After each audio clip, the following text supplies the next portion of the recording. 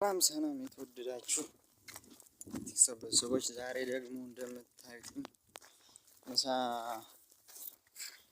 እየየርኩ ነው የሚገኘው። ምሳና ውሃ ያው ሌላ ሰው እያረሰ ማለት ነው። ያው ትንሽ ስላረገ ትንሽ አሞኝ ነበረና ለዛ ነው እንደምታዩት ገልገልም ተሸክሜ ያለው የገበሬ ምሳ ማለት ነው።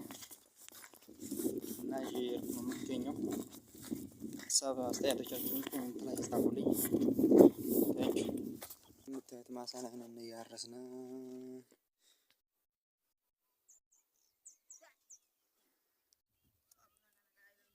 እንደምታዩት ማለት ነው። እና ኮሜንት ላይ አስተያየታችሁ ምናምን ጻፉልኝ።